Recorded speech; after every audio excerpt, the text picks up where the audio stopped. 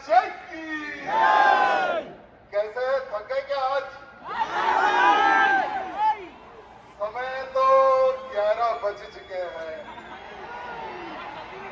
11 बजने के बाद भी मेरे राम भक्त इतनी बड़ी संख्या में यहाँ पर है। मैं आपको शत शत प्रणाम करता हूँ, धन्यवाद प्रकट करता हूँ।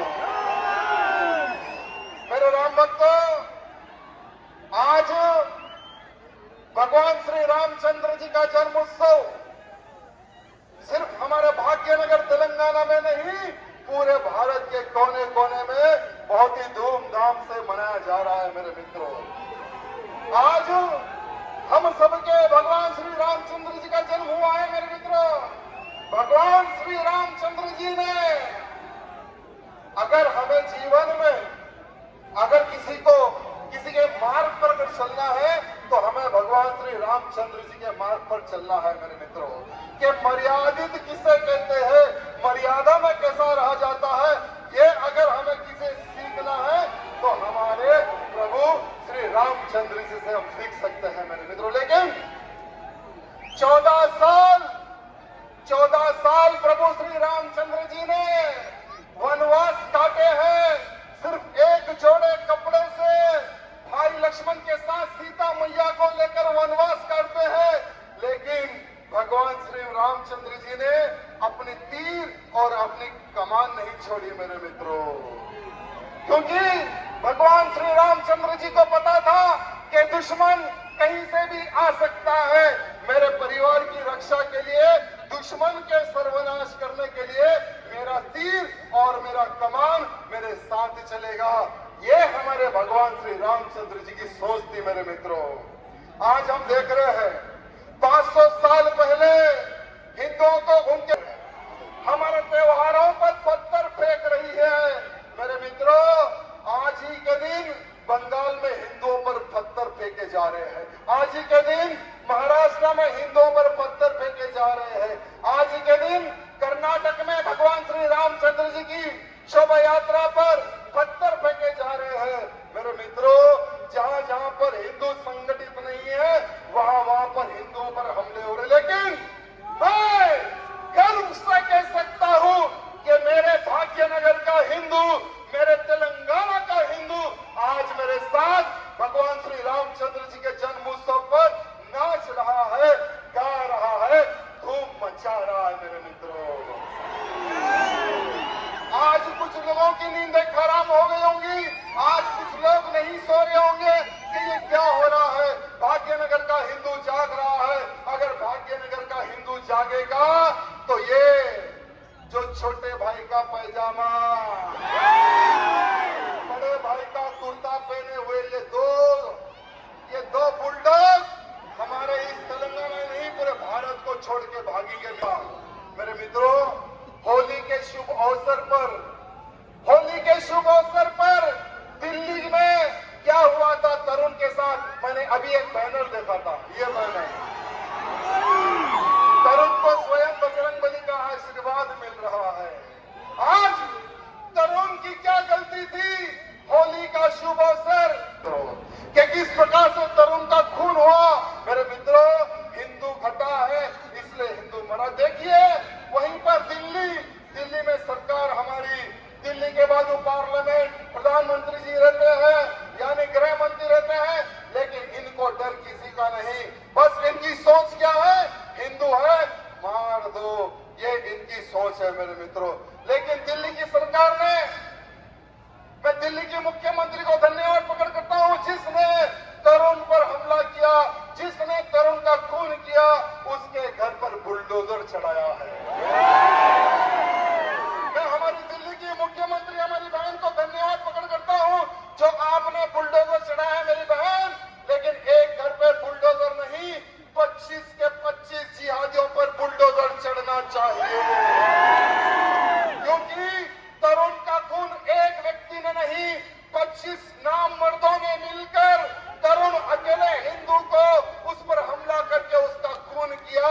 25 के 25 घरों के ऊपर बुलडोजर चढ़ना चाहिए। ये आज भाग्यनगर का हिंदू दिल्ली की हमारी मुख्यमंत्री बहन से प्रार्थना करना चाहता है। मेरे मित्रों, हम गंगा को मां कहते हैं, गंगा को पवित्र मानते हैं। आपने देखा होगा कि हमारी गंगा को किस प्रकार से अपवित्र करने का प्रयत्न किया गया। वहां पर 10-10 जिहादी एक बोर्ड चुराकर, वो चोरी करके हमारी गंगा मैया की नदी में जाकर वहां पर मटन बिरयानी खाते हैं और उन हड्डियों को हमारी गंगा मैया की नदी में डालते हैं। लेकिन मेरे हमारे मुख्यमंत्री किस राज्य में उन्होंने गंदा काम किया? उत्तर प्रदेश में उन्होंने गंदा काम किया। वो उत्तर प्रदेश जहां पर बोला नहीं जाता, वो उत्तर प्रदेश जहां पर ठोका जाता है मेरे मित्रों। वो उत्तर प्रदेश जहां पर बोला नहीं जाता, वो उत्तर प्रदेश जहां पर ठोका जाता है। योगी आदित्यनाथ जी बाबा के राज्य में उन जिहादियों ने गंदा काम किया था, लेकिन अच्छे से सबक हमारे बाबा जी ने दिखाया है मेरे मित्रों। लेकिन कुछ लोग कहने लगे कि क्या हो गया, गंगा में अगर 4 हड्डी गिर गई, अगर कोई हिंदू मरता है तो उसकी भी हड्डियां उसी गंगा में डाली जाती है, क्या उन पर कार्रवाई करोगे? कुछ मुल्ले बोलने लगे मेरे मित्रों। तो मैं उनको कहना चाहूंगा, ठीक है, अगर ये तुम्हारी सोच है तो हमारे वाल्मीकि समाज के वीर, हमारे वाल्मीकि समाज के वीर शेर का गोश्त खाते हैं, शेर का। जहां पर तुम लोगों के प्रार्थना घर है, अगर वो प्रार्थना घरों के सामने हमारे वाल्मीकि शेर, अगर शेर की हड्डी खाकर तुम्हारे, जहां पर तुम्हारे प्रार्थना घर अगर वहां फेंक दे तो तुम लोग तो दंगा कर देते हो, दंगा। लेकिन तुम्हारी जैसी सोच हमारी नहीं है, क्योंकि हम सबको लेकर चलने वाले लोग हैं और अगर हमसे जो टकराता है उसको मिट्टी में मिलाना भी हमें जानना है। तो मित्रों, आपने देखा होगा कि किस प्रकार से ईरान में खामेनी पर हमला इजराइल ने किया। खामेनी पर हमला अमेरिका ने मिलकर खामेनी को 72 हुरों के पास पहुंचा दिया। कहां पहुंचा दिया? लेकिन वो कंट्री अलग, वो देश अलग, लेकिन तेलंगाना के इन लोगों को क्या हो गया समझ में नहीं आ रहा। भारत के लोगों को क्या हो गया पता नहीं कि ये लोग खामेनी की मौत पर अपनी छाती पीट पीट कर रो रहे हैं मेरे मित्रों। कश्मीर में कुछ ऐसे भी मुसलमान हैं जो 500 करोड़ रुपए जमा करके ईरान भेजने की योजना बना रहे। ईरान, तो मैं उन कश्मीरी मुसलमानों को पूछना चाहूंगा, जब पुलवामा में हमला हुआ था तब ये दर्द कहां छुपा हुआ था? हमारे हिंदुओं का नाम पूछ पूछ कर गोलियां मारी जा रही थी, तब ये तुम्हारा दर्द कहां था?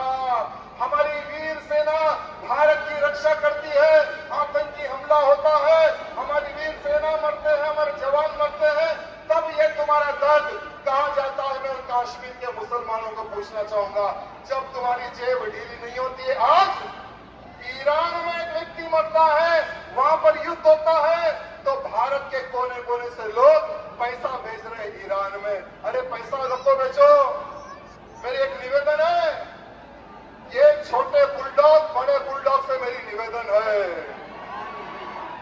अरे पैसा अगर भेजना ही है तो पैसे के साथ में ये बड़े बड़े जो फ्लाइट जा रहे हैं ना, उसमें बैठकर तुम लोग चले जाओ ईरान।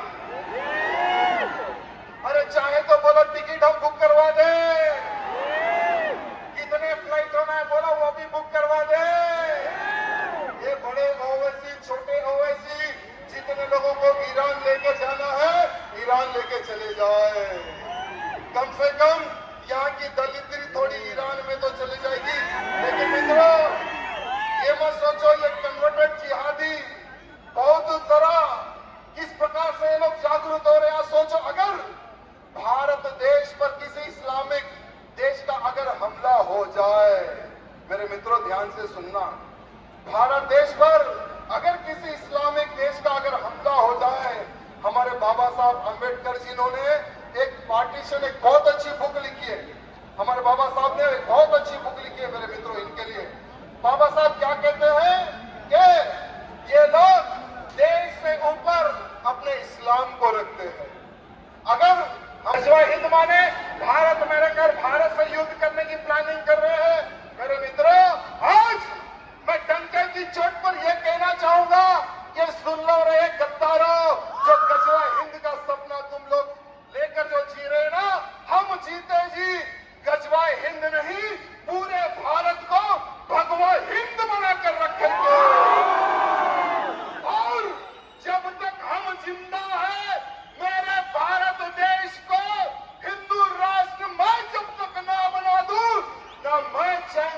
बैठूंगा, ना ही तुम जिहादियों को चैन से बैठने दूंगा। हमारे मुख्यमंत्री जी, आपने हेट स्पीच पे एक बनाया है, आप हेट स्पीच को ही नहीं दे सकते बोलकर आपने बिल पेश किया है। किसके लिए? हम हिंदुओं के लिए। अरे जहां जहां पर इनकी सरकार आती है कांग्रेस की, हर बार इस प्रकार के आप लोग एक अलग प्रकार के गंदा प्रकार के कानून लाते हैं, सिर्फ हिंदुओं को तोड़ने के लिए, हिंदुओं की आवाज दबाने के लिए। मेरे मित्रों, जितने लोगों के फोन है सभी के फोन लाइट ऑन कर दो। आज हम हिंदू राष्ट्र का सपना इसी स्थान पे लेंगे। भारत को हिंदू राष्ट्र बनाने का संकल्प इसे चौराहे पर लेंगे। मेरे मित्रों, जितने लोग हैं सभी के फोन, यानी ऊपर नहीं नीचे तारे दिखने चाहिए, नीचे तारे। मेरे साथ सबको बोलना है, मैं जब तक जीवित हूं आज ये संकल्प लेता हूं, मेरे भारत को जब तक मैं हिंदू राष्ट्र ना बना दूं, मैं चैन से नहीं बैठूंगा।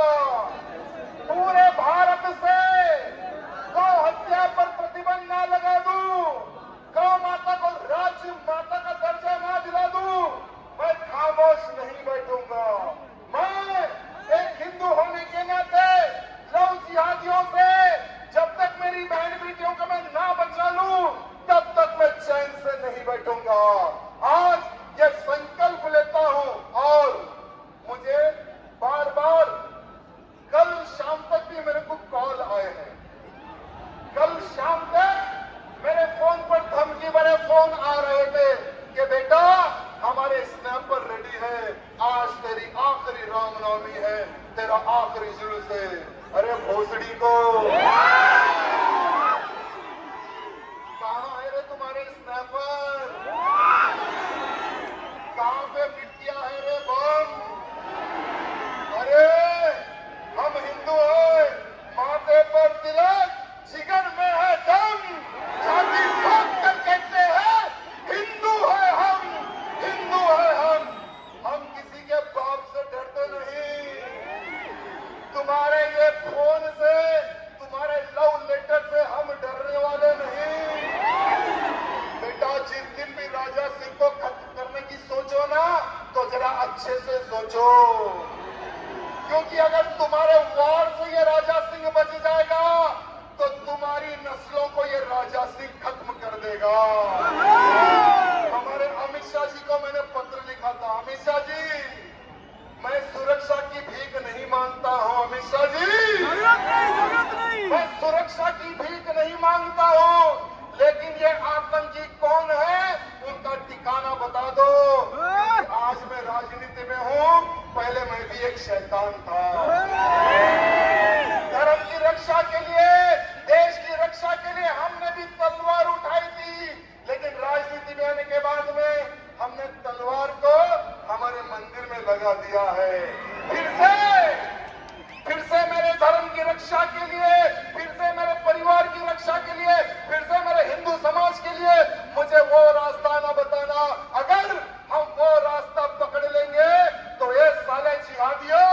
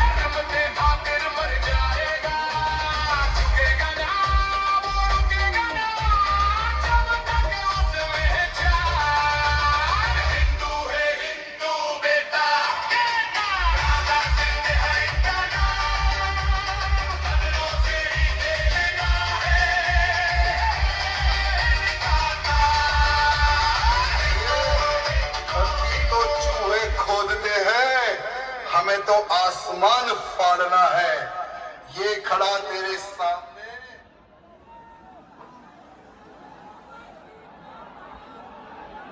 इस भारत माँ के सच्चे हैं रखवाले हम, जरा याद करो अरे कौन है हम, जरा याद करो अरे कौन है हम।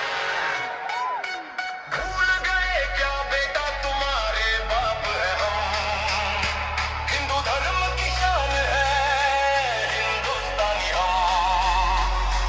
भूल गए क्या बेटा तुम्हारे बाप है हम, हिंदू धर्म की शान है हिंदुस्तानी हम। सुन लो रे पाकिस्तानी मुल्लो, सुन लो रे पाकिस्तानी मुल्लो, भारत से तुम्हें भगाने राजा सिंह आ गया देखो।